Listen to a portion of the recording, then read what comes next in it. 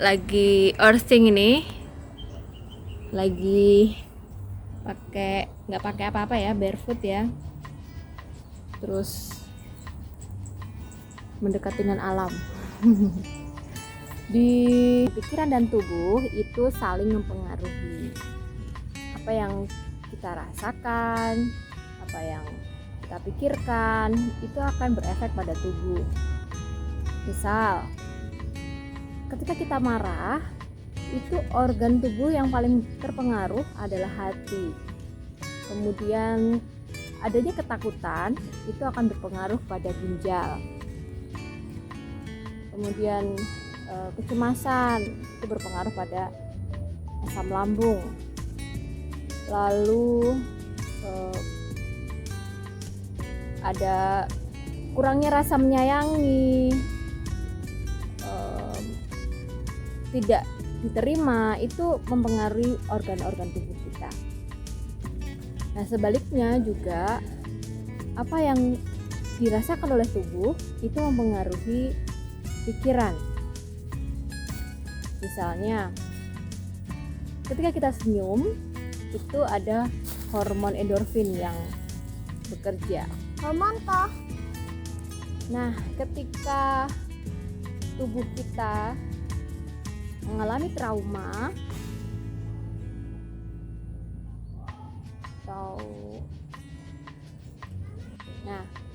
apa yang terjadi pada tubuh itu juga mempengaruhi atau berpengaruh terhadap perasaan, pikiran kita.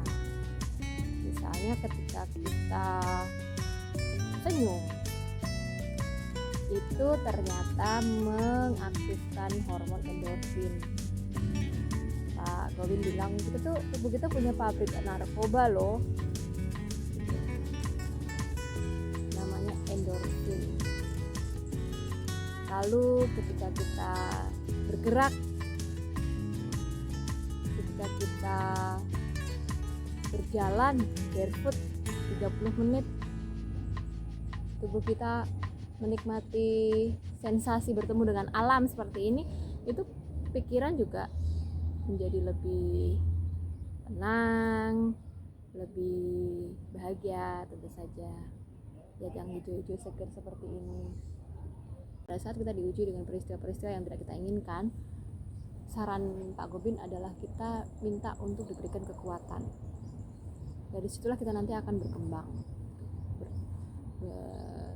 berkembang dan memiliki sesuatu yang lebih baik daripada sebelumnya. Nah, ada hal terpenting juga yang disampaikan beliau adalah you are what you eat. Kita manusia ini adalah apa yang kita makan, apa yang kita konsumsi. Tetapi bukan hanya apa yang kita makan secara oral gitu, tapi juga apa yang kita dengar, apa yang kita lihat gitu. Di sepanjang hari misalnya, apa sih yang kita konsumsi dari mata kita, dari telinga kita gitu. Manusia itu pinter banget atau sudah belajar dengan sangat baik tentang menggapai, mendapatkan, menggenggam, dan tidak pernah diajarkan untuk melepas. Pernah disampaikan juga di Instagram live beliau, bayi itu yang baru lahir dia pasti tangannya menggenggam, dan ketika dia meninggal tangannya akan terbuka, artinya dia melepas gitu. Nah, kehidupan itu kan dinamis. Dalam kehidupan yang dinamis itu kita perlu belajar untuk bersyukur dan juga melepas keterikatan yang sering kita paksakan sebetulnya ya, yang itu ekspektasi kita yang kadang buat kita jengkel, marah, dendam, sulit memaafkan. Nah, itu dia sebetulnya akan berakhir dengan penderitaan dalam diri dalam bentuk penyakit-penyakit itu tadi. Hal yang tentu penting juga adalah bagaimana kita memandang peristiwa yang menyakitkan atau perilaku yang tidak menyenangkan dari orang lain. Terkadang kita lebih sering judge secara membabi buta bahwa si A itu full pribadinya buruk gitu ya, dan tidak mencoba untuk bersikap adil bahwa dari diri manusia itu ada baik dan buruk, dan sebetulnya itu adalah perilakunya bukan orangnya gitu. Nah, ada beberapa kebiasaan salah ketika kita mengelola emosi. Yang pertama adalah kita dibiasakan untuk menekan, melupakan, memendam. Waktu kecil bisa jadi kita pengen nangis aja dibilang sama orang tua kita, jangan nangis, malu-maluin, udah jangan nangis gitu. Akhirnya perasaan kita tentang sesuatu yang tidak kita suka, membuat kita sedih, itu kita pendam dalam-dalam gitu. Sampai akhirnya ada yang kebal, ada yang mukanya lempeng gitu karena tidak bisa mengekspresikan apa-apa, semuanya dipendam. Itu kebiasaan ya dalam mengelola emosi. Atau dia tertawa tapi sebelumnya dia menangis gitu atau menangis sebelumnya tertawa karena tidak dibiasakan untuk mengekspresikan emosi. Kemudian mengalihkan hal yang tidak disukai dengan sesuatu yang lain. Misalnya ketika seorang anak itu lagi tantrum, cepet-cepetan si orang tua ngasih dia cakes yang manis, permen, ice cream, gadget gitu kan.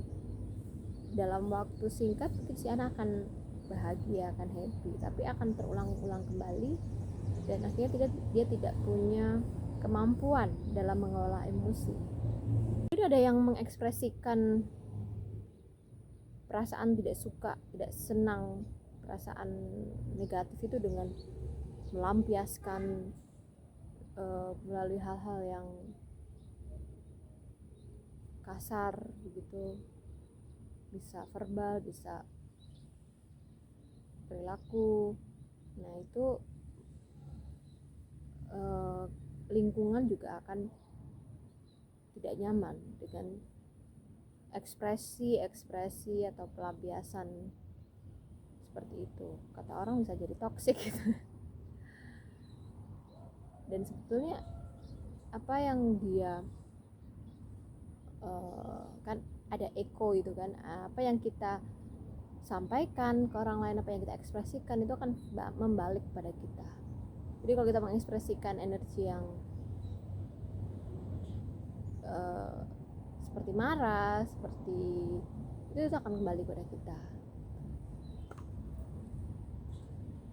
Nah, di akhir pertemuan beliau menyampaikan mengenai sebetulnya yang disebut orang sabar itu orang yang tidak ada marahnya, karena dia tahu, jadi dia menganggap segala sesuatu itu netral. Peristiwa-peristiwa itu sebenarnya netral. Dia bisa menjadi baik kalau kita bisa maknai baik tentang peristiwa itu. Dia itu bisa menjadi buruk kalau kita maknai itu sebagai hal yang buruk gitu. Jadi kalau bisa dirangkum bahwa kita perlu untuk mengikhlaskan, melepaskan hal-hal yang tidak menjadi kehendak kita, memaafkan, karena itu sangat membuat kita baik secara fisik maupun mental, buat kita sehat dan pasti juga bahagia.